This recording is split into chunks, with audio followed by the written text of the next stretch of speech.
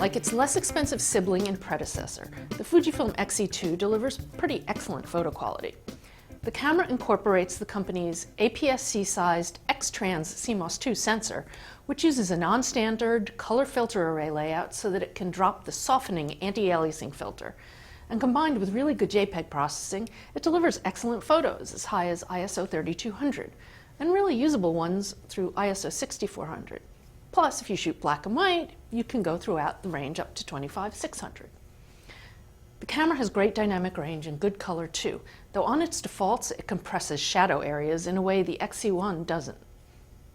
The flip side, however, is relatively poor video quality, with a lot of edge artifacts and moire that the anti-aliasing filter usually deals with.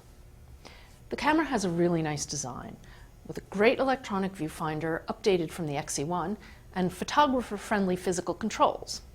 While I wish the LCD could tilt or articulate, and it still really isn't visible in direct sunlight, the EVF is probably a solid trade-off. The camera has a more analog feel than similarly priced models, with a manual shutter speed dial, exposure compensation dial, and a kit lens that has a manual aperture ring.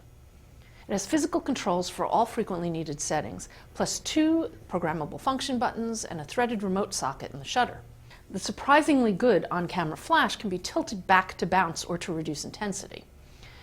The grip's a lot shallower than I like, but it's not bad, and the thumb rest provides sufficient leverage for single-handed shooting. The one design drawback for tripod users is the location of the socket. It's right next to the battery and card compartment. Its feature set is pretty unremarkable, though there's almost everything here that most serious photographers might want. It just lacks bells like GPS, expansive bracketing controls, time-lapse, and so on. As a caveat, I'm not a big fan of split-image viewfinders, so I can't really appreciate the digital version that Fujifilm has incorporated here. And the one significant new feature, Wi-Fi, has pretty middling features, and it has connectivity problems, especially with iOS devices. Its performance is better than before, but still lags its competitors. For single-shot autofocus, though, it's more than acceptable. If you're looking for great photo quality with a moderately analog-like shooting experience, the X-E2 is it. It's just not the most well-rounded version of its cohort. I'm Lori Grunin, and this is the Fujifilm X-E2.